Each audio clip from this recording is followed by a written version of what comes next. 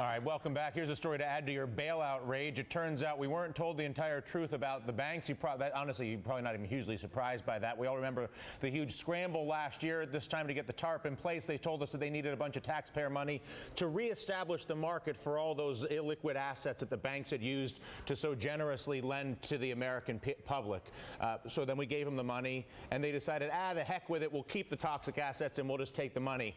Apparently, all that haste, or in all that haste, I should say, Fed Chairman Ben Bernanke and then Treasury Secretary Hank Paulson forgot actually to tell us how bad it really was, although a lot of folks, I will put myself in that group, and a lot of other folks have been saying and continue to say, believe me, if you look at what they've done with the banks, we've got all sorts of trouble. Tarp Inspector General Neil Barofsky actually is out saying in a new report that top officials were wrong when they said all 9 banks getting the first round of cash were financially sound. I'm sorry I keep looking away from you here, but I'm trying not to blather on forever, which I would do if I was ad-libbing. So I'm reading from over here and I'm talking to this camera because it's kind of fun TV. Besides hurting the government's credibility, though, Barofsky warns that the cost to taxpayers over time will be astronomical, at least at risk some $24 trillion. We talk about this number a lot. Speaking of the banks, the White House is getting creative to try to curb compensation. I wish the White House would just get realistic and reestablish capitalism. Anyway, they've got a pay czar instead working on a plan to cut cash salaries for the big bosses. Instead, they'd be paid in stock, a stock they couldn't get a hold of for several years down the line. With that said, they're doing nothing about too big to fail, and as long as you can risk as much money as you want and pay yourself for all the upside and stick the downside with the taxpayer, human nature will just leave them to screw everybody in America for as long as it's legal to do so. If we're funding the bank bailout, ultimately, of course, you'd hope we get some transparency. That also not really the case. Joining us now, Neil Barofsky, the Tarp Inspector General who released that report. And a couple of things strike me, Neil, again, how we're funding the banks. The Federal Reserve has $8.2 trillion at risk by your calculation. Treasury Department, $6.8 trillion. Again, this is borrowed money as we watch the dollar continue its precipitous decline versus other currencies. Again, we took the risk from the banks, stuck it with the taxpayer and the dollar. FDIC, $2.3 trillion. Joint accounts, another $1.3 trillion. Another $650 billion was just put in there. 91% of that money went to Wall Street. 9% of it went to American citizens. Thus far, 11% has been paid back, and yes, profits are at or near record levels at the few banks that still remain.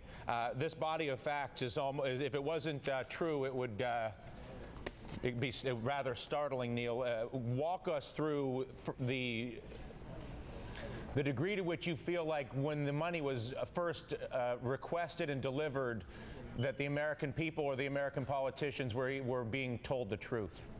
Well, I think that there really is a concern about what happened. When the first $125 billion was pushed out to the 9 largest banks, the American people were told by then Secretary Paulson in a press release, and I think in statements to the public, basically that these are 9 healthy financial institutions. And then he linked that health to one of the goals of the program, basically stating that because they're healthy, they'll be able to use this money to increase consumer lending. Because one of the big problems, of course, back a year ago was the freezing of the credit markets. People couldn't get a loan. And the problem with that statement was it wasn't necessarily what Hank Paulson and what the Treasury and the Federal Reserve really believed. When we interviewed them and talked to them about what was going on at the time, they had very serious concerns about the health of some specific institutions. Secretary Paulson believed one institution was literally in danger of imminent failure. Chairman Bernanke had similar concerns about all of the financial institutions absent government support, and concerns about specific institutions as well. And the result is, of course, not only were there concerns about health that they didn't voice, but the banks weren't healthy, not all of them. We know that just from the simple fact that Bank of America and Citibank had to go back for additional funds. Merrill Lynch, of course, had devastating losses that quarter. And that had a real impact, as you just described, and your statements in the introduction here. It hurt the credibility of the Tarp program, of the Treasury, and of the government. And that's an important lesson we need to learn from when we look back at what happened last year. Here's my greatest concern going forward, and I'd be interested in your insight as to what can be done to accommodate for it. Because we have legalized what I call corporate communism, where corporations are able to take control of the government to prevent themselves from having to compete, whether it's using too big to fail or any trust exemptions in health insurance, they betray the most basic principle of American competition and choice by controlling the government to behave as an effective communist, meaning I don't have to compete with anybody because I control the government.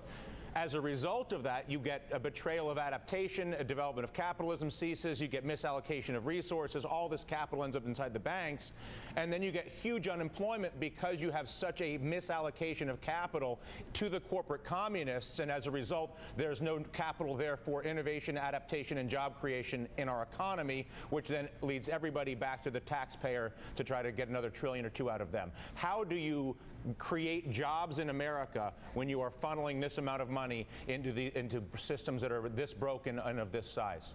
I think that you hit the nail right on the head with the concept of too big to fail.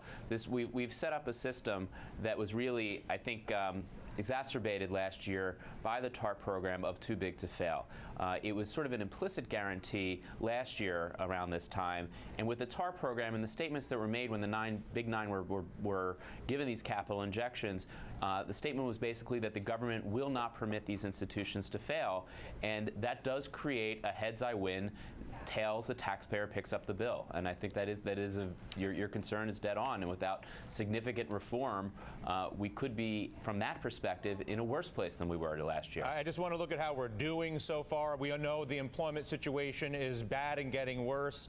GDP growth at this point is continuing to decline. We may see a reversal in that. Personal income continues to go down. And the one piece of good news, I guess, if you are one of the corporate communists anyway, is that corporate profits are up some 5%. I guess the frustration for all of us who pay taxes is we're confused as to why it is we're driving.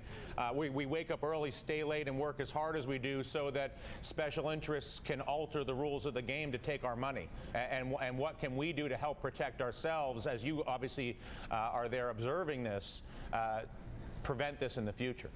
And I think one of the things that fuels this anger and fuels this frustration, and in my view, very understandable anger and frustration, is the lack of transparency.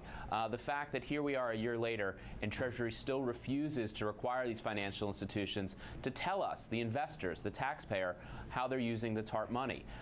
The fact that we make a recommendation, as we did in this report, or a lesson learned in this report, in the future, be careful with your words and make sure that you're honest with the American people. Not saying, hey, this bank is failing or this bank is in trouble, but be honest about why you're doing something and what the purpose is here to support the system. And Treasury reacts by saying that, oh, well, the ends justify the means, everything worked out, and we shouldn't second guess those words. All these statements, all these actions fuel this anger and cynicism. Everything worked out for who? I guess for the fact that we haven't gone into a Great Depression, the fact that we haven't had a systemic collapse. But the point is, without transparency, you're going to have this continued anger and frustration. Now, it may be you'll still have the anger and frustration, but at least we won't have this sense that I hear so often that the government is hiding the ball from the taxpayer, from the investor. Yeah. And I think that's a first step. It's not the final step, but I think it's a first step. Neil, anything you can do to get us more information as to where all that money is and what they did with it would be greatly appreciated. We thank you for your efforts up to this point. Well, thank you. I'll keep fighting. All right, thank you, sir. Neil Barofsky, again, working for the taxpayer to try to keep track of all that money at the banks, which, again, apparently they don't want to tell us where it is.